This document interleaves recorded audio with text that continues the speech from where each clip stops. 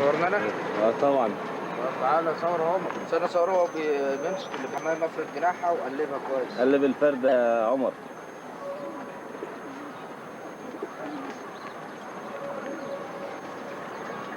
ايوه قلبها.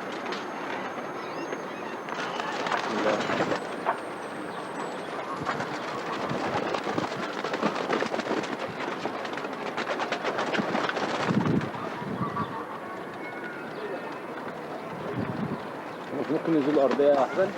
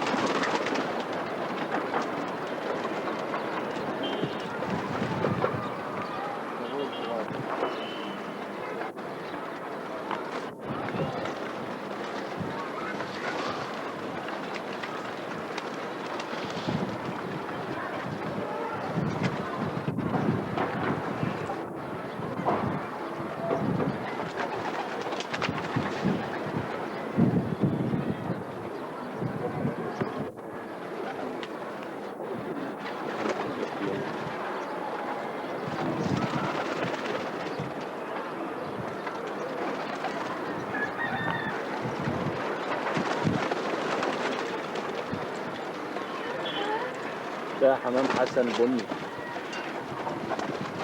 ده يوصل لعادل.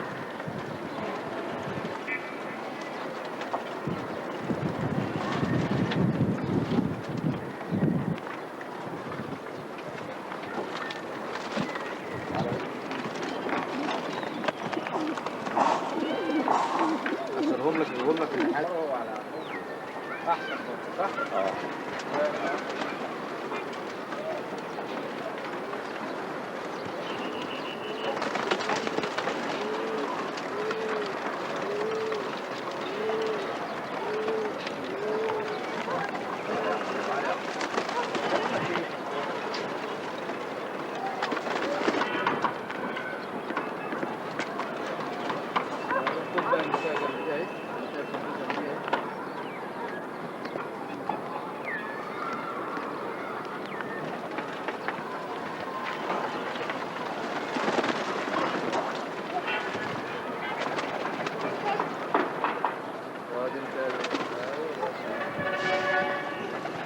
انا عايز فوتوغرافيه احسن يا ابو علي، عشان ان شاء الله بامر الله كده بحطهم لك على الكمبيوتر على الانترنت. بص الاثنين جنب بعض اهو. اه.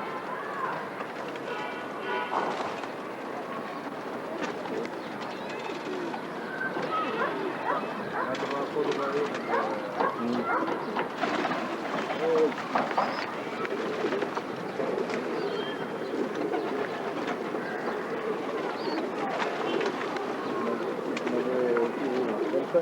مش عارف.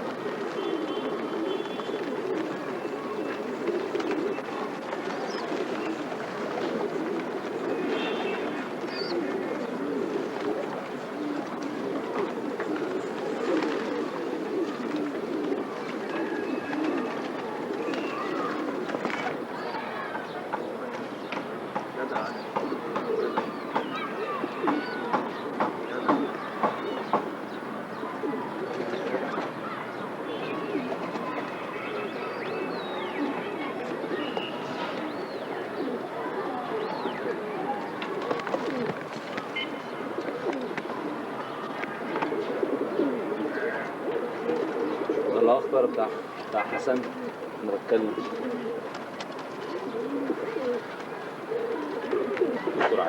ببعت السلام للدكتور عادل في كاليفورنيا، واتمنى يكون هو بصحة كويسة وعلى تم حاله. اتمنى ان احنا نشوفه قريب ويجي يزورنا. انا ببعت له الشريط ده تذكار وبفرجه يعني انقى انواع الحمام. حسن بيسلم على الدكتور عادل. تعالى خد المساعد.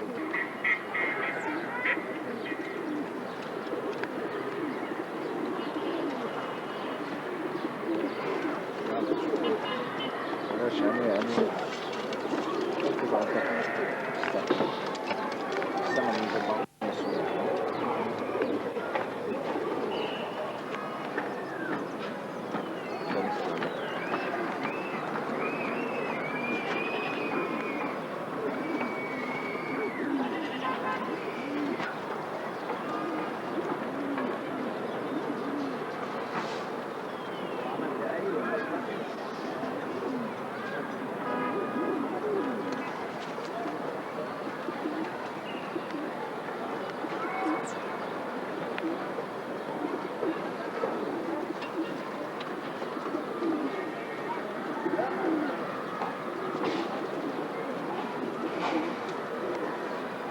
ده دكتور عادل حسن معاه اخضر، بسلم عليك. ان شاء الله شهر 7 تبقى تيجي تشرفه. بيقول حسن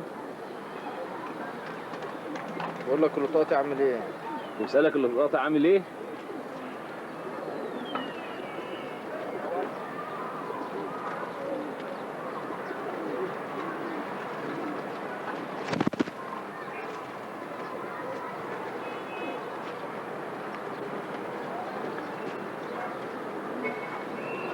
دوت سكروطة.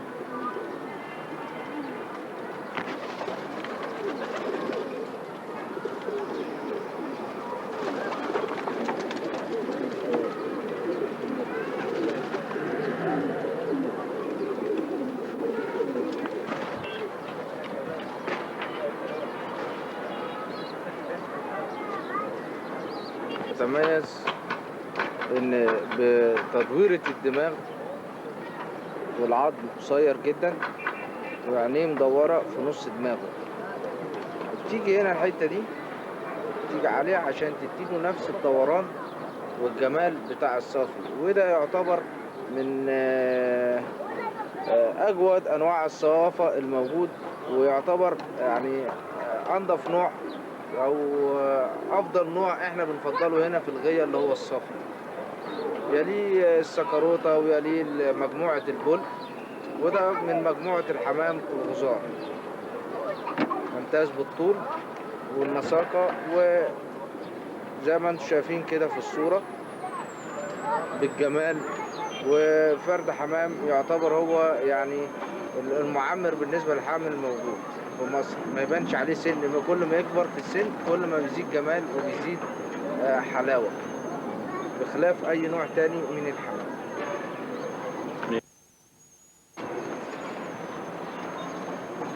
هنا ده أبلق سكروطة رايق، لونه حتة واحدة، ممتاز باستطالة الدماغ، والسحنة دي بتيجي عالية، والعض بيجي مقرطس، وهو يعتبر أوسع عينين في الحمام الغزار، وتيجي عينيه بيضة منجمة.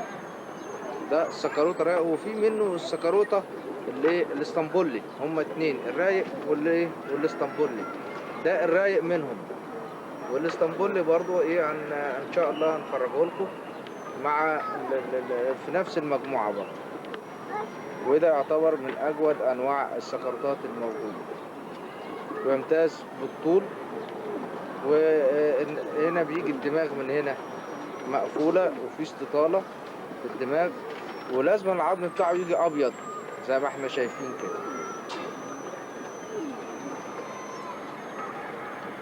وخدينه عراض وساقطين.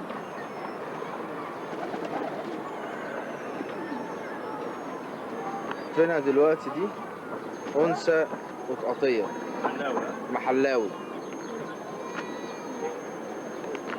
دي أنثى قطقطية محلاوي زي ما احنا شايفين.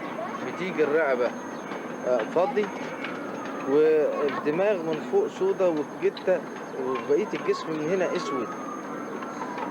وفرد والقطقاطي دوت حمام عينيه بتيجي ياقوتي زي ما احنا شايفين كده، ضريبة ياقوتي. والدماغ بتيجي مدورة، ما فيهاش بقى استطالة، بتيجي مدورة. والعظم بيجي تخين زي ما احنا شايفين كده، وحمامية بتيجي رشيقة طويلة رجليها قصيرة. بتيجي هنا من الرجل، بتيجي هنا الرجل خشنة، الرجل هنا خشنة زي مصدفة، زي ايه، زي قشر السمك بالظبط. وده بيجي منه 3 ألوان: اللقطات القشر سمك، ولقطات المحلاوي اللي هو في ايدينا، ولقطات الصابوني. بيبقى فاتح قوي ولونه فاتح جدا غير اللون ده. وهو يعني اللون المحبب فيهم اللي هو المحلاوي والقشر سمك، يعني القشر سمك. اللون بيجي زي ما انتم شايفين كده مقرص زي القشر، وتيجي الرقبة هنا بيضة فضي زي ما احنا شايفينها كده، والعينين ياقوتي، والجفن بتاعهم بيجي رمادي. الجفن بتاع الحمام ده بيجي رمادي، وتيجي الدماغ مدورة، والعظم زي ما احنا شايفينه كده. وحمامية برضو رشيقة تمتاز بالطول. واي حمامية غزار بتلاقي هنا الجسم اقصر من الديل زي ما احنا شايفين. ده ايه، القشر سمك. دي انثى برضو قشر سمك. دي فصيلة اللقاط.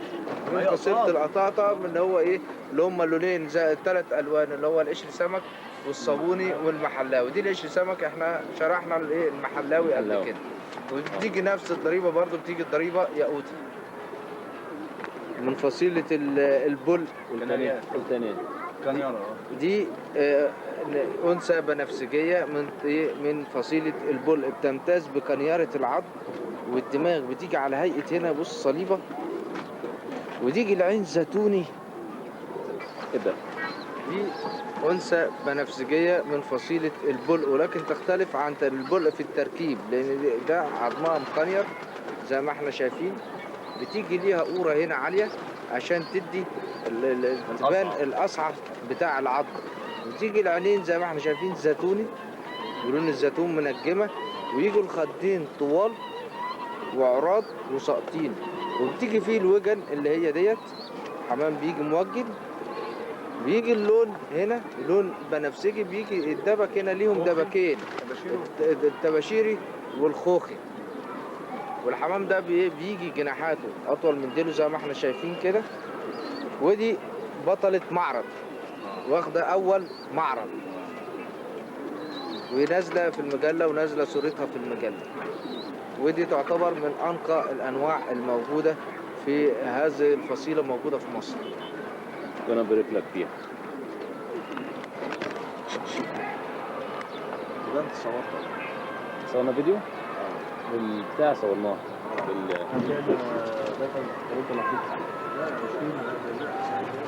الله يخليك. مسود بوش طويل،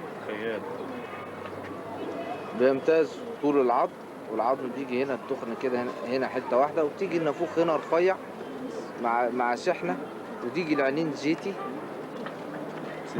وده في نوعين، في حمام بوش قصير بيسموه الخنافس هنا، تمام، وابو وش طويل اللي هو ده.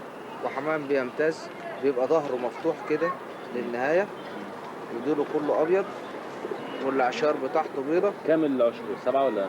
لا، العشر بيجي 9 و9 اللي هو المظبوط، ويجي مقفول من تحت، ويجي فيه الدبل دوت بيزيدوا جمال وأصالة في المسود. ويجي هنا مقفول من تحت زي ما احنا ماشيين، زي ما احنا شايفين كده، ومفتوح من فوق ابيض من فوق على قفاه. والمسود ده بيمتاز ان هو لما بيجي يقف ما بيقفش على رجليه، بيجي بيقف على بطنه، تحس ان هو ملوش رجلين. وده من اعطر الانواع او الفصائل اللي هي بتطير، اللي هي عندنا احنا هنا بنشاها، ما بنرميش بيها، بنشاها بنطيرها يعني. مش بتاع مسافات، لكن فرد حمام جناحاته قويه، بيمتاز ان هو في رشاقه وفي جمال زي ما احنا شايفين كده. انثى مسوده، تاني مسوده بوش طويل، هنا جزء الدماغ هنا برضو رفيعه، العينين زيتي، الجفون هنا بتيجي بيضه، الجفون هنا بتيجي بيضه. وحمامية ديلها برضو، عشان حمامة غزار ديلها اطول من جسمها، وبرضو بتيجي فيها جمال وفيها حلاوة وفيها تحس إن فيها أنوثة يعني، وفيها دلال كده برضو، بتختلف عن الديكورة. الديكورة بيبقى فيها خشانة، دي فيها أنوثة برضو.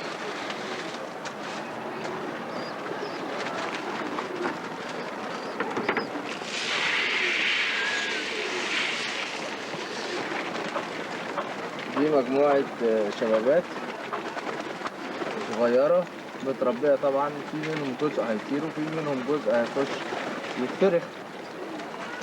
فيهم بلق اسود، فيهم سكرتات، فيهم بلق بنفسجيات، فيهم بلق فيهم مساويد زي ما احنا شايفين، فيهم قطاطة، فيهم صوافة.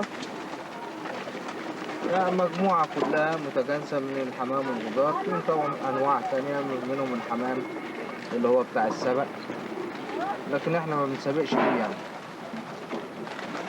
بلق كله مجموعة، لأن احنا هنا بنحب البلق عامة بجميع أنواعها، والصوافة والمساويد.